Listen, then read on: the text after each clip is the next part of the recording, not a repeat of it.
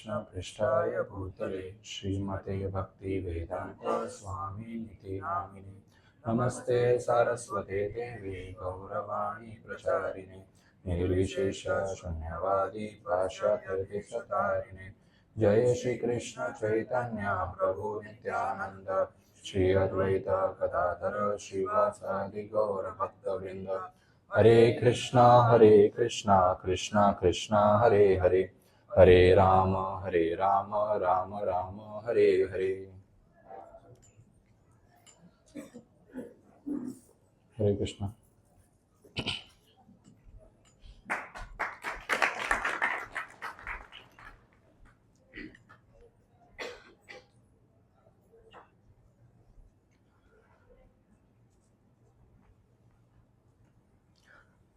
हरे कृष्णा। आप सबका स्वागत है सैटरडे क्लास में। तो आप लोगों ने पोस्टर तो देखा ही होगा, कथा का टॉपिक में लिखा था प्रेममयी भक्ति। मुझ में है नहीं प्रेममयी भक्ति, परंतु जो सुना है हमने शास्त्रों में आचार्यों से, वही हम आज वर्णन करेंगे उसके बारे में। तो श्रील प्रभुपाद के गुरु भक्ति सिद्धांत सरस्वती ठाकुर, श्रील प्रभुपाद, यहाँ पर फोटो है प्रभुपाद का, इनके गुरु है श्रील भक्ति सिद्धांत सरस्वती ठाकुर। और श्रील प्रभुपाद भक्ति सिद्धांत सरस्वती ठाकुर ने अपने शिष्यों को कहा, और जो भी कथा सुनते थे उनको कहा कि यहाँ पर बहुत सारे ऐसे लोग हैं जो कथा सुनते हैं परंतु जप नहीं करते, केवल कथा ही सुनते हैं। बहुत सारे ऐसे लोग हैं जो जप करते हैं, राम नाम जप करते हैं, कृष्णा नाम जप करते हैं, नारायण का नाम जप करते हैं, परंतु कभी भी कथा में नहीं बैठते, कथा नहीं सुनते, कथा से कोई लेना देना नहीं है उनका। तो भक्ति सिद्धांत सरस्वती ठाकुर कहते हैं कि एक भक्त के जीवन में कथा और संकीर्तन, हरिनाम जप दोनों इक्वली आवश्यक है। ऐसा कोई नहीं कह सकता कि मैं सिर्फ कथा ही सुन सकता हूं, मुझे नाम में रुचि नहीं है, या फिर कोई कहे मैं जप कर सकता हूं पर मैं कथा नहीं सुन सकता हूं। तो हरि कथा और हरि जप ट्रेन की दो उस पटरियों के समान है जिसके ऊपर हमारी प्रेममयी कृष्ण भक्ति चलती है। यदि दोनों पटरी में से एक पटरी में भी खोट आ गई तो एक्सीडेंट होना निश्चय है, वो ट्रेन ज्यादा लंबे समय तक चलेगी नहीं। अब सवाल आता है, हमारा मेन टॉपिक है कृष्ण प्रेम कैसे प्राप्त किया जाए। ये तो ठीक है, नाम जप से होता है, हरि कथा से होता है, परंतु प्रेम, कृष्ण प्रेम प्राप्त कैसे होता है, व्हाट इज द उपाय, सोल्यूशन, उसका तरीका क्या है कृष्ण प्रेम प्राप्त करने का। सबको इच्छा है कृष्ण से प्रेम करने की, कृष्ण भक्ति करने की, सबको इच्छा होती है। कभी कभी डिफिकल्टीज आती है जीवन में। एक बहुत छोटी स्टोरी है, भक्ति सिद्धांत सरस्वती ठाकुर बताते हैं। बोले एक नवद्वीप गांव में एक व्यक्ति रहता था, उसके बेटे की उम्र हो गई थी शादी की, परंतु कहीं पे भी कन्या नहीं मिल रही थी शादी के लिए, और जहां पर कन्या मिल रही थी तो उनकी कुंडली मैच नहीं हो रही थी। एक ब्राह्मण ने बहुत मेहनत करके उनके गांव से दूर एक गांव था जिसका नाम था शांतिपुर, वहां पर एक कन्या मिली जिसकी शादी इस लड़के से हो सकती है, पर उसमें बहुत सारे कंडीशंस थे। क्या कंडीशंस थे? कि शादी ब्रह्म मुहूर्त में ही होनी चाहिए, और उसका एक ही मुहूर्त है 7 दिन बाद। यदि वो मुहूर्त मिस हो गया तो जीवन में कभी शादी नहीं हो सकती। यदि आपने जबरदस्ती शादी करवाई तो तुरंत मृत्यु हो जाएगी। खुशी तो हुई पिता को कि फाइनली लड़की मिली शादी के लिए, लड़की मिलती नहीं है। खासकर हमारे मारवाड़ी समाज में देखते हैं कि उम्र हो जाती है परंतु हाटे के चक्कर में लड़की नहीं मिलती है। तो यहाँ पे हाटे का दख तो नहीं था उनको, परंतु मुहूर्त नहीं मिल रहा था। फाइनली मुहूर्त मिला, और पंडित ने कहा था ब्रह्म मुहूर्त के पहले ही वहां पहुंचना होगा। अब इसमें दुविधा क्या थी कि उनको गंगा पार करके उस गांव जाना, बीच में बहुत बड़ी गंगा आती है, और ब्रह्म मुहूर्त पे वहां टच होना। ऐसा नहीं है 7 दिन जाके पहले बैठ गए, ऐसा नहीं होता है भारत में। तो सब लोग 7वां दिन आया। अब ब्रह्म मुहूर्त में, यदि कल ब्रह्म मुहूर्त में विवाह है तो आज ही हमें निकलना पड़ेगा। अपने घर से सवेरे सब निकल गए और अर्धरात्रि हुई 11-12 बजे तक गंगा के किनारे पहुंच गए। अब वो गंगा क्रॉस करने का सिर्फ 2-3 घंटा ही लगता है, और उसके आगे शांतिपुर है जहां पर वहां विवाह होगा।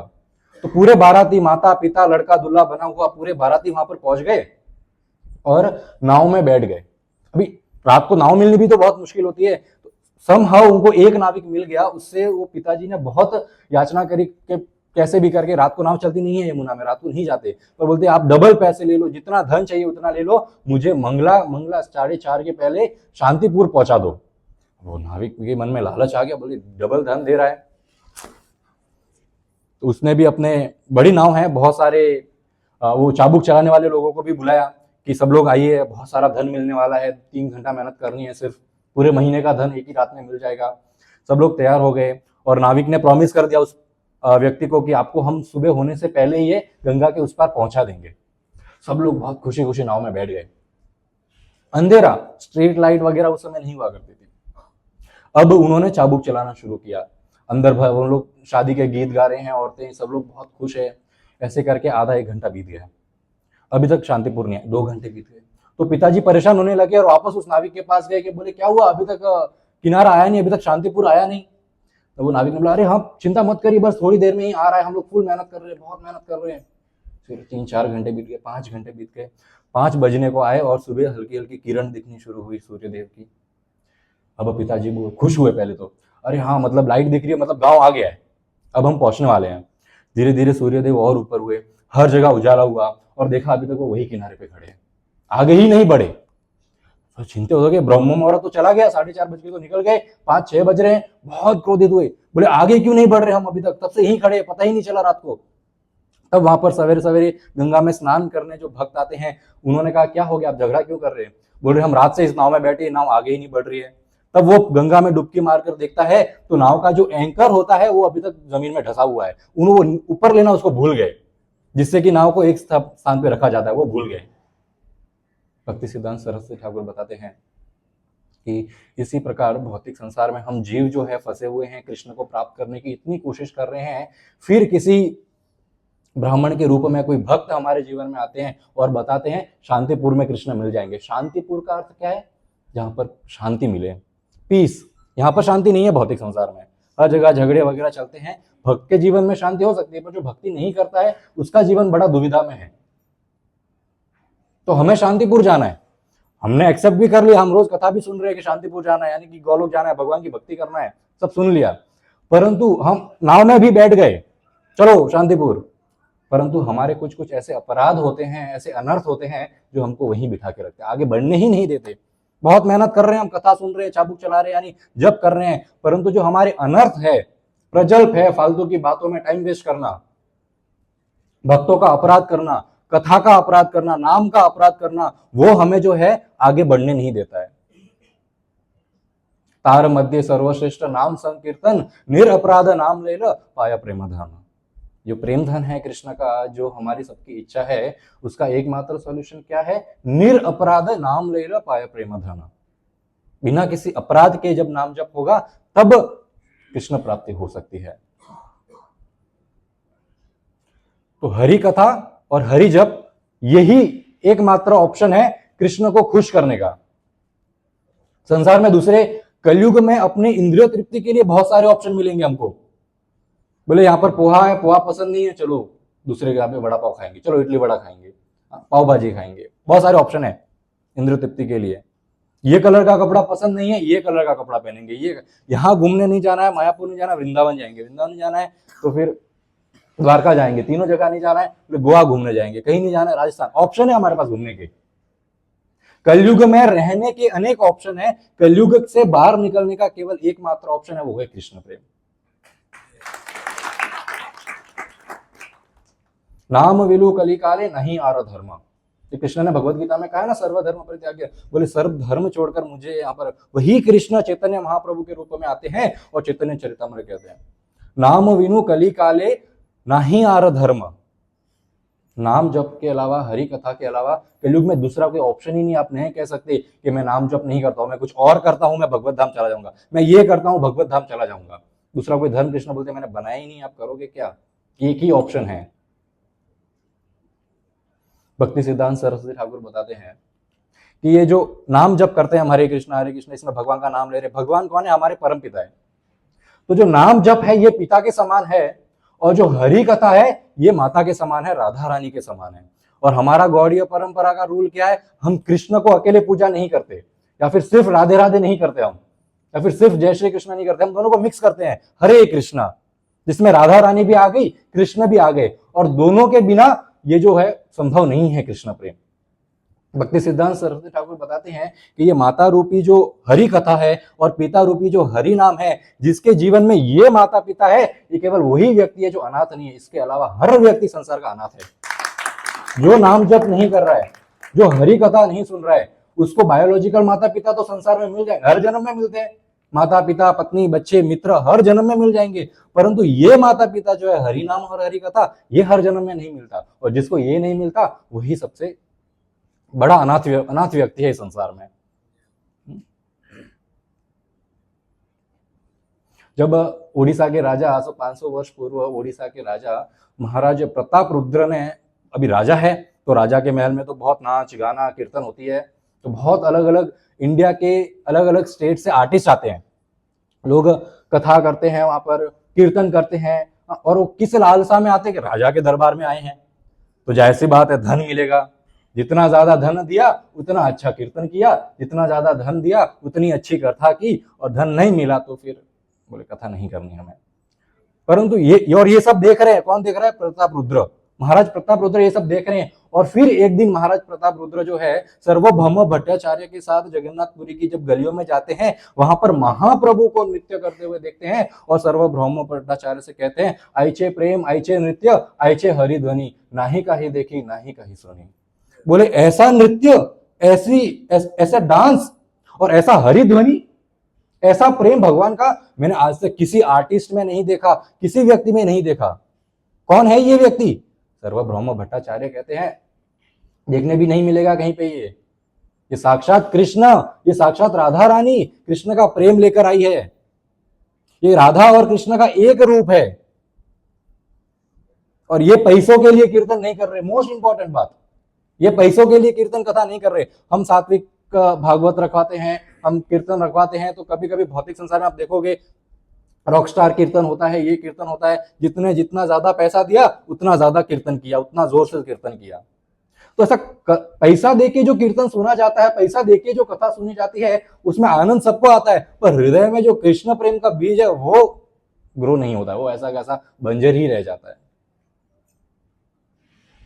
अब पैसा देना है, धर्मशास्त्र धर्म है कि कोई कथा करने आया है, कीर्तन करने साधु ब्राह्मण आता है तो उसको दक्षिणा दी जाती है, परंतु ये तो एक कथाकार जो है, कथावाचक है, उसका कर्तव्य है कि वो केवल पैसों के लिए कथा ना करे कि मेरे को इतने रुपए मिलने वाले हैं यहां पर कथा करूंगा।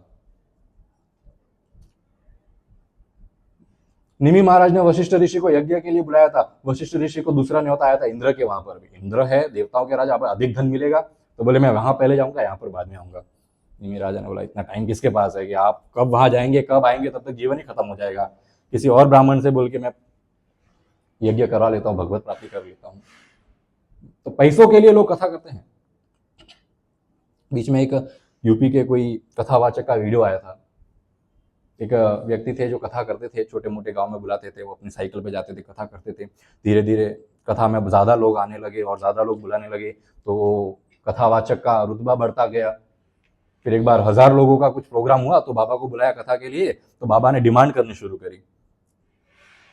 बोले अब मैं ऐसा वैसा कथाकार नहीं हूँ, 1000 लोग आते हैं मेरे कथा में, मेरे को फॉर्च्यूनर गाड़ी लेने आनी चाहिए, साइकिल पे थोड़ी आऊंगा। अब सामने वाले इतने भी अमीर नहीं कि फॉर्च्यूनर गाड़ी भेजे कोई कथावाचक को लेने के लिए। बोले इतना तो क्षमता नहीं है, कोशिश करेंगे।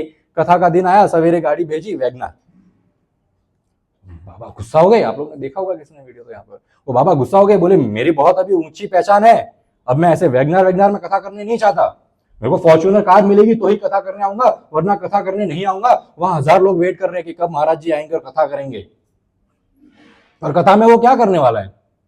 वो आसक्त नहीं होना चाहिए, इंद्र तृप्ति नहीं कर, और यहाँ एक स्वयं क्या कर रहे हैं, उस बाबा का नाम ही लोगों ने लग दिया फॉर्च्यूनर बाबा, फॉर्च्यूनर में आना है उनको कथा करने के लिए। तो धन से कथा करने के लिए आते, उनकी ऐसी डिमांड होती है। एक बार ऐसे एक और कथाकार थे, वो कथा करते थे। अभी कथा करते हैं तो जाहिर सी बात है लोगों को बताते हैं कि क्या खाना चाहिए क्या नहीं खाना चाहिए, तो वो अपनी अपनी कथा में लोगों को बताते थे कि लहसुन प्याज का सेवन नहीं करना चाहिए, सात्विक भोजन करना चाहिए।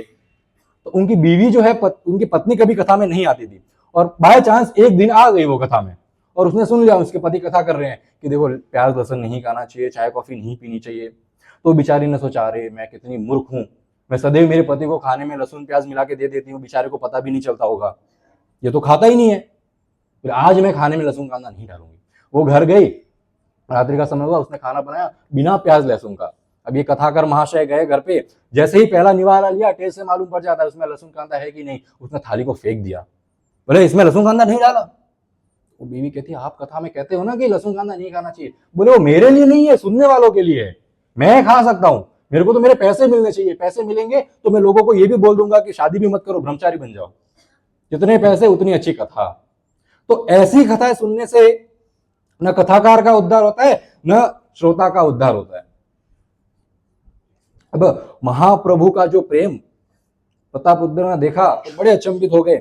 सर्वब्रह्म भट्टाचार्य कहते हैं कि महाप्रभु का प्रेम ऐसा वैसा नहीं है। यहाँ पे आप लोग ने ज्वालामुखी देखी है कभी टीवी फोटो में? ज्वालामुखी क्या होती है पता है आप लोग को? एक बड़ा सा पर्वत होता है जिसकी चोटी से ज्वाला उत्पन्न होती है, कहते हैं ज्वालामुखी। सर्वब्रह्म भट्टाचार्य बताते हैं कि जिस प्रकार ज्वालामुखी के चोटी से ज्वाला उत्पन्न होती है, दूर से देखने वाले को लगता है कि ये तो इसके मुख से आग निकल रही है, परंतु जो वास्तविक ज्ञानी है उसको पता चलता है कि ज्वालामुखी के हृदय से ये आग उत्पन्न हुई है और आसमान में जा रही है। बस उसी प्रकार ज्वालामुखी के समान ये चैतन्य महाप्रभु है। ये इनके हृदय में वो कृष्ण प्रेम की ज्वाला उत्पन्न होती है और इनके मुख से हरि नाम के रूप में ये निकलती है। जब सूर्य का ताप होता है तब समुद्र में से भाप निकलती है, नदी में से भाप निकलती है, और वही भाप आसमान में जाती है और बरसात के रूप में वापस नीचे गिरती है। बोले बस चैतन्य महाप्रभु का कृष्ण के प्रति प्रेम ऐसा ही है। जितना कृष्ण के वीर का ताप पड़ता है, महाप्रभु उतना ही जोर से हरि नाम हाथ दोनों ऊपर करके भगवान का नाम जप करते हैं, और वही नाम ऊपर जाता है और कृष्ण रूप में जब बरसता है तो भगवान हाथ ऊपर क्यों करे बैठे? भगवान को पनिशमेंट दिए किसी ने? हाथ ऊपर करो। वो कृष्ण प्रेम जो आसमान से गिर रहा है, वो कृष्ण प्रेम भगवान इकट्ठा करते हैं। फिर आपने और भगवान के विग्रह देखे होंगे, भगवान ऐसे हाथ रखते हैं, तो यहां से प्रेम आ रहा है और यहां से भक्तों में बट रहा है। ये महाप्रभु की कृपा है। और महाप्रभु तो छोड़ो, भगवान तो भगवान है। भगवान के भक्त जो हमारे गुरु रूप में नित्यानंद प्रभु है, आप लोग यदि कभी मायापुर जाएंगे, नवद्वीप जाएंगे, तो वहां पे मेजोरिटी नित्यानंद प्रभु के हाथ ऐसे हैं। बोले कृष्ण तो सिलेक्टिव लोगों को ही देंगे कृपा, सबको नहीं मिलेगी, शायद एक हाथ से ही दे रहे हैं, तू ले। पर वो नित्यानंद प्रभु इतने कृपालु है, जगाई मदाई जैसे सबसे निम्न कार्य करने वाले लोगों को भी दोनों हाथ से कृपा बांट रहे हैं। गुरु इतने कृपालु होते, दोनों हाथ से कृष्ण प्रेम लो, दोनों हाथ से कृष्ण प्रेम लो।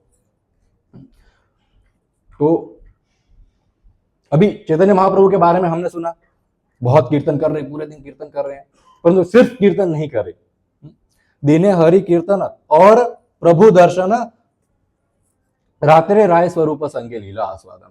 दिन में तो कीर्तन और रात में रामानंद राय स्वरूप दामोदर के साथ प्रभु बैठकर कृष्ण की अलग अलग लीलाओं का आस्वादन लेते थे। तो प्रभु महाप्रभु यहाँ पर बता रहे हैं कि हरि कथा और हरि नाम दोनों कितना आवश्यकता है। ऐसा नहीं कि सिर्फ दिन में कथा करो रात में सो जाओ, या फिर दिन में जब करो रात में सो जाओ, दूसरा कुछ कार्य करने की जरूरत नहीं है, आवश्यकता नहीं। दोनों बहुत इंपॉर्टेंट है। और जो व्यक्ति सिर्फ नाम जप कर रहा है, हरि कथा नहीं सुन रहा है, उसके लिए वो नाम जप जो है वो रसीला नहीं बनेगा। वो बांस की लकड़ी को चबाने के समान है। बांस की लकड़ी में रस नहीं होता है, और मूर्ख व्यक्ति सोचता है कि मैं गन्ना खा रहा हूं। परंतु हरि कथा, हरि नाम जप के साथ साथ जब हरि कथा सुनी जाए तो वही बांस की लकड़ी जो है गन्ने की लकड़ी में कन्वर्ट हो जाती है, और उसमें से जो कृष्ण प्रेम रस रूपी जो हमको मिलता है, तब भक्ति करने का और आनंद आता है। सिर्फ और कुछ लोग बोलेंगे हमें नाम जप नहीं करता, हरि को तो बहुत सुनता हूं, ज्ञान बहुत है।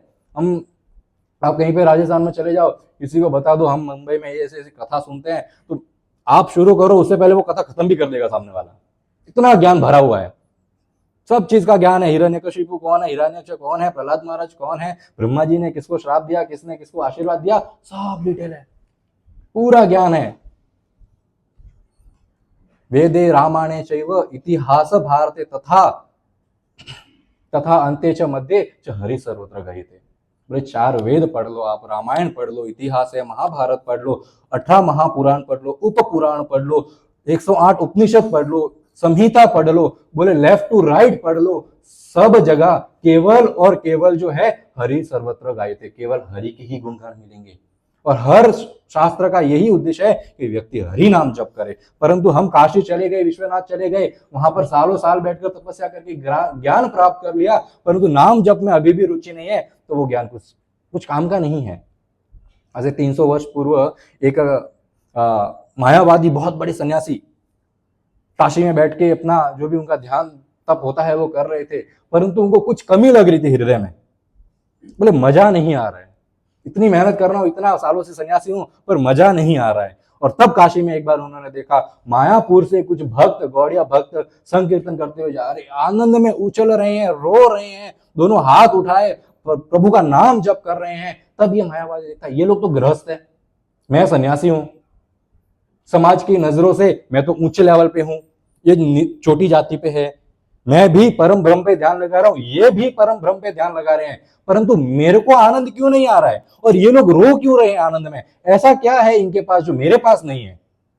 तब वे जाकर पूछते हैं उन भक्तों से, आप इतना खुश क्यों हो ये नाम जप करने से, आपकी आंखों से ये अश्रु की धारा क्यों बह रही है, कौन सा रस आस्वादन कर रहे हो आप।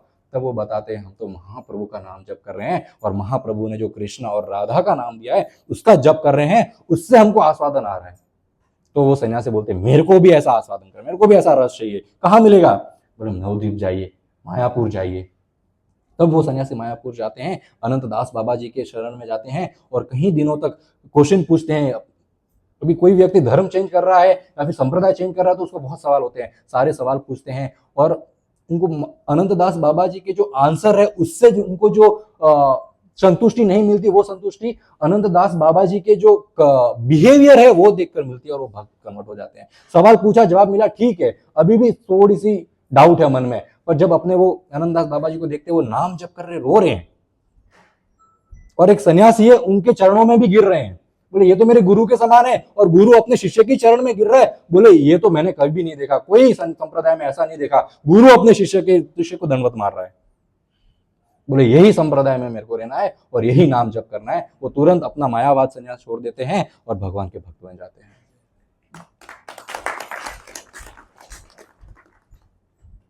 अब चलो पता चल गया कृष्ण प्रेम होता क्या है। अब कृष्ण प्रेम प्राप्त करने के फायदे क्या है। कृष्ण प्रेम भगवान से हो गया, अब भगवान क्या करेंगे। आप लोगों ने मूवीज टीवीज देखी होगी, तो उसमें जब कोई व्यक्ति आई लव यू कोई किसी को कहता है तो वो आधा माना जाता, सामने से आई लव यू 2 नहीं आए तब तक वो परिपूर्ण नहीं माना जाता, सामने से भी हाँ आनी चाहिए। एक तरफ से कि शादी का बारात लेके चले गए, सामने तो कुछ पता ही नहीं है बारात लेके आने वाले हैं, तो दोनों तरफ का आदान प्रदान होता है प्रेम में।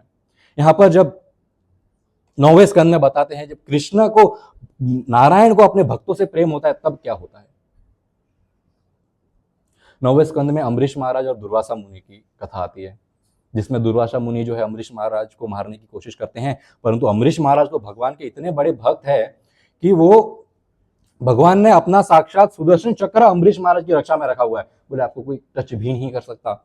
दुर्वासा मुनि मारने आते हैं, अम्बरीश महाराज तो भक्त है, उनको ठीक है वो हाथ जोड़ के खड़े हैं, परंतु जो भगवान ने जो सुदर्शन चक्र भेजा है वो ये सहन नहीं कर सकता। उन्होंने कहा मैं दुर्वासा मुनि को मारने नहीं दूंगा। वो सुदर्शन चक्र दुर्वासा का मुनि के पीछे पड़ जाता है। चारों दिशाओं में दुर्वासा मुनि भाग रहे हैं खुद को बचाने के लिए, परंतु वो सुदर्शन चक्र उनके पीछे। अभी सुदर्शन चक्र में हजारों सूर्य का जो ताप होता है, जो ज्वाला होती है, उतना शक्ति एक सुदर्शन चक्र में होता है। अभी वो सुदर्शन चक्र में से इतनी गर्मी निकल रही है कि दुर्वासा मुनि की जो पीठ है पूरी तरह जल गई है। दुर्वासा मुनि भागते भागते हर जगह कहीं आश्रय नहीं मिलता, तब वो जाते हैं हरि के पास, नारायण के पास जाते हैं, उनके चरणों में गिरते हैं और भगवान को बोलते हैं हे नारायण, इतिहास में आज तक ऐसा कभी नहीं हुआ जो आपके चरणों में आया है वो मृत्यु को प्राप्त हो, जो आपके चरणों में आया उसकी आप सदैव रक्षा करते हैं।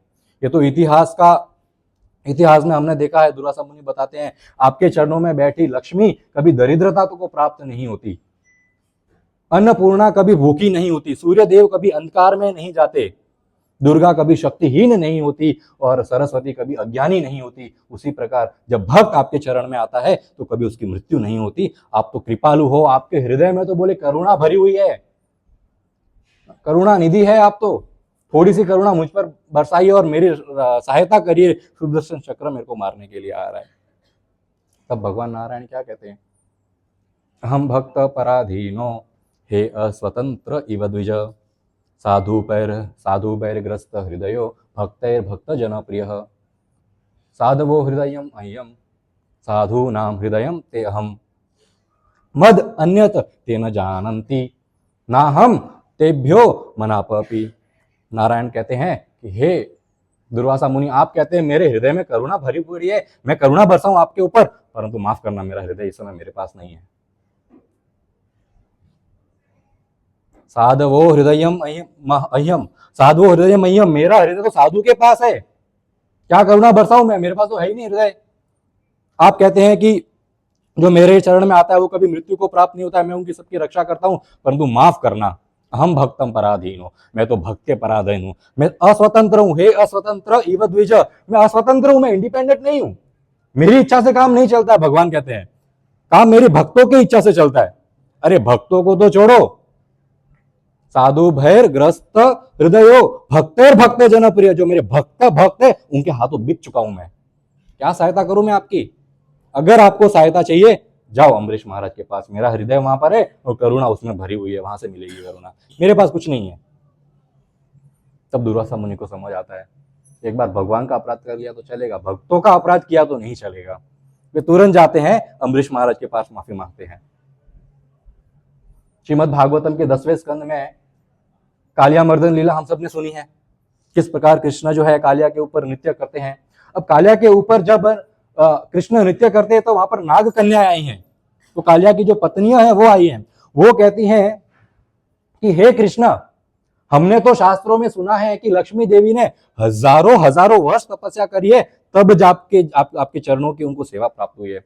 अरे लक्ष्मी देवी छोड़ो, ब्रह्मा इंद्र आज भी तपस्या कर रहे हैं आपके चरणों की रज प्राप्त करने के लिए।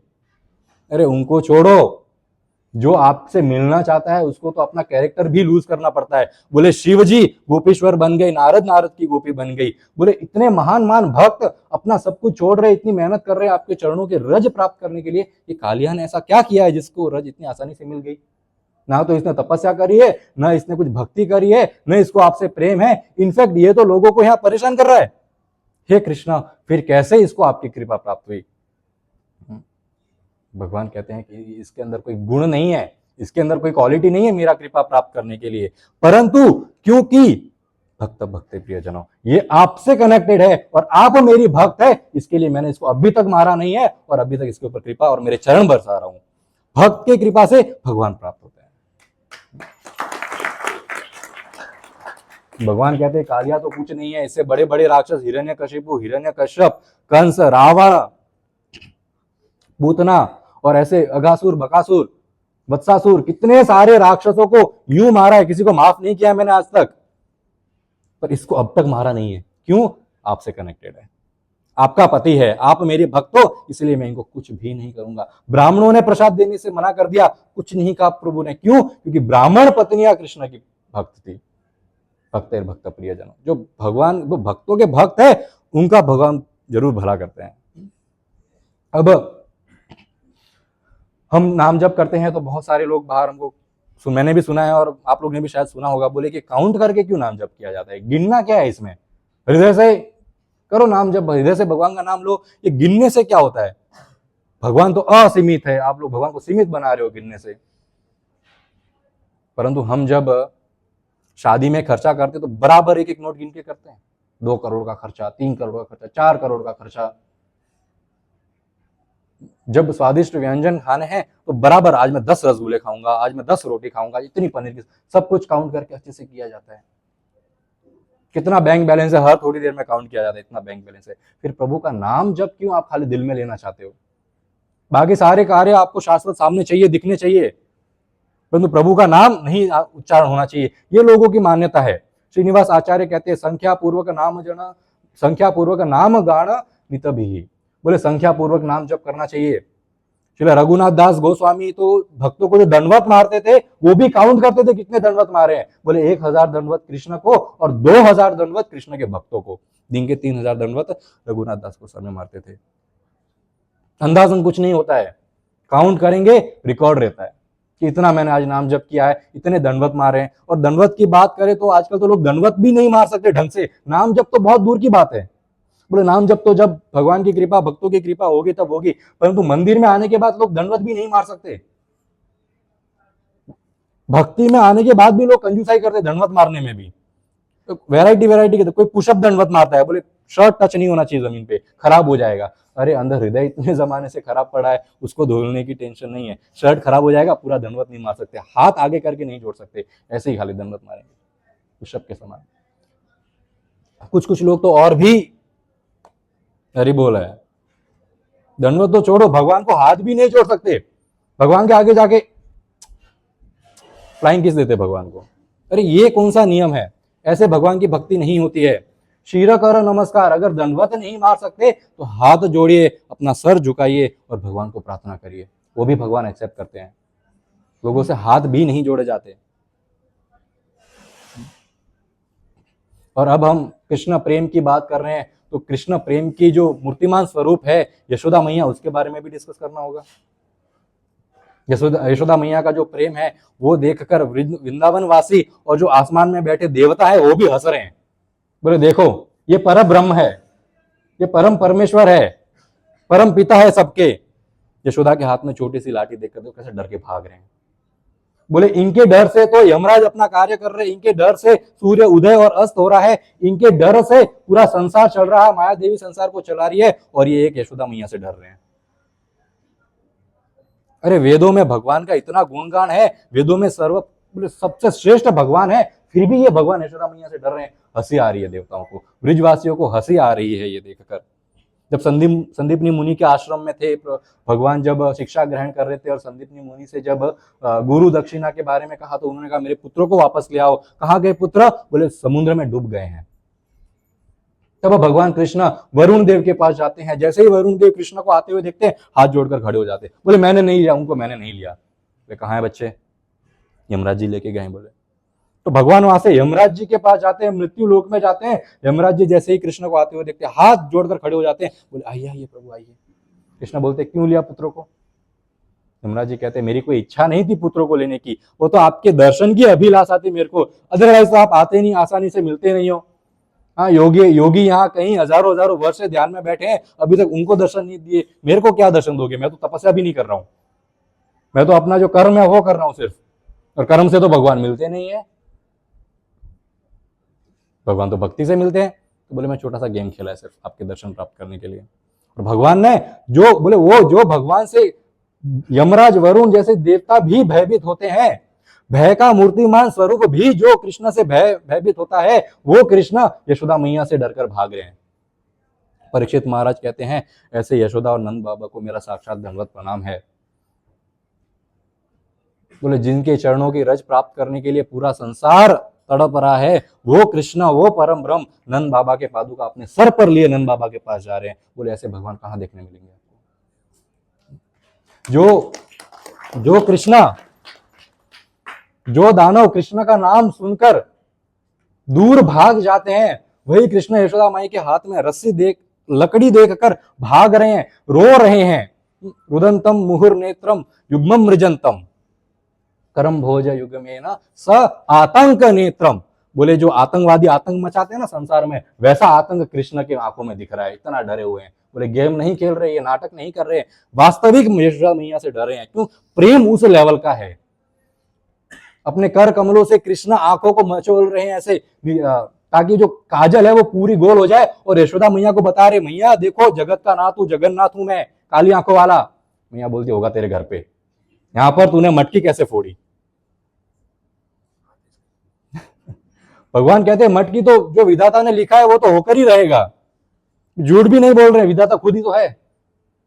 मैया बोलती अच्छा विधाता ने लिखा है, ये बंदरों को प्रसाद, ये मक्खन कौन बांट रहा था? मैया बोल रही मैंने देखा साक्षात तू बांट रहा था। भगवान बोलते हैं कि वही है खिलाने वाला, जिसने खाना दिया है वही बांट रहा है, मेरा उसमें कुछ लेना देना नहीं है। भी झूठ भी नहीं है, सच भी नहीं है तो वही खाना देने वाले। रघुपति उपाध्याय कहते हैं चैतन्य महाप्रभु को कि मेरे इष्ट कृष्ण नहीं है, मेरे इष्ट बलराम नहीं है, मेरे इष्ट तो नंद बाबा है, जिनकी छोटी सी उंगली पकड़कर कृष्ण चलना सीख रहे हैं, जिसकी कृपा से पूरा संसार चल रहा है, वो भगवान नंद बाबा की उंगली पकड़कर चलना सीख रहे हैं। बोले नंद बाबा मेरे इष्ट है, मैं उनको दंडवत करता हूं, जिनके घर में भगवान चलना सीख रहे हैं। विश्वनाथ चक्रवर्ती ठाकुर लिखते हैं यशोदा मैया ने रस्सी से नहीं बांधा है कृष्ण को, तो संसार के लोग देख रहे हैं रस्सी से बांधा है, यशोदा मैया ने अपने प्रेम से इस कृष्ण को बांधा है। यदि प्रेम से बांधे तो भगवान कुछ भी करने को रेडी है। यदि प्रेम नहीं है तो दिन की कितनी भी माला घुमा लो, कथा सुनानी, और प्रेम जागृत कथा सुनने की सही होगा, अदरवाइज कैसे होगा प्रेम? जब तक कथा सुनेंगे नहीं तब तक प्रेम होगा नहीं। ये कथा और नाम जप दोनों आवश्यक है। प्रभु श्री राम जब वनवास में थे तो उनको नदी क्रॉस करनी थी, तो केवट के नाव में बैठे प्रभु श्री राम। अब केवट ने प्रभु श्री राम को नाव में बिठाया, केवट नावी बना, नदी के इस किनारे से उस किनारे लेके गया, ये तो हम सब देख सकते हैं। परंतु ज्ञानी लोग क्या देखते हैं कि वास्तविक केवट तो प्रभु श्री राम थे, जो उस केवट को भवसागर पार करवा रहे थे, इस किनारे उस किनारे बैठ के जाकर। ये प्रभु श्री राम की कृपा है। भगवान की सेवा करिए, भगवान भवसागर पार करवा देते हैं। देखने में तो ऐसा लगता है कि जिनके घर पे विग्रह सेवा लोग बहुत सारी करते हैं, सुबह भगवान को उठाते हैं, उच्चिष्ट तिष्ठ गोविंद उच्चिष्ट गरुड़ ध्वज, तो भगवान को हम सुबह घंटी बजाते हैं, भगवान को उठाते हैं, ये तो खाली देखने मात्र के लिए। वास्तविकता तो ये है कि हमारा जो कहीं युगों से हम सोए हुए हैं अज्ञानता की नींद में, भगवान हमें उठा रहे हैं ज्ञान प्रदान कर कर। देखने में तो लगता है कि हम भगवान को भोग लगा रहे हैं, भगवान को हम भोग लगा रहे, पर वास्तविक तो यह है कि हमारी जो भोग इच्छा है उसको भगवान हमारे अंदर से निकाल रहे हैं भोग के माध्यम से। देखने में तो लगता है कि हम भगवान को नहला रहे हैं, पर भगवान अपनी कृपा की जो गंगा है उससे हमको नहला के हमारे पाप धो रहे हैं। देखने में तो लगता है मंदिर की सफाई करते हैं, परंतु सफाई मंदिर की नहीं हो रही, सफाई तो हमारे हृदय की हो रही है, जिसमें 6 दोष बसे हुए हैं। ये विग्रह सेवा का फायदा। कर रहे हम भगवान की सेवा, भगवान कर रहे हैं हमारी सेवा। आदान प्रदान ऐसे होता है। लोग बोलते हैं मूर्ति है, ले मूर्ति में क्या है, बोलती नहीं है, खाती नहीं है, पीती नहीं है, सब करती है, बस हमारी दिव्य दृष्टि वैसी नहीं है, हमारी दृष्टि दिव्य नहीं है, इसलिए हम देख नहीं पा रहे कि भगवान किस प्रकार आदान प्रदान कर रहे हैं। और जब वास्तविक प्रेम हृदय में उत्पन्न होगा तब वो आपके विग्रह भी चलते हुए दिखेंगे, खाते और पीते हुए दिखेंगे। कृष्ण कहते हैं कि मैं मेरे भक्तों के पीछे पीछे चलता हूँ। बहुत सारे एग्जाम्पल शास्त्रों में है।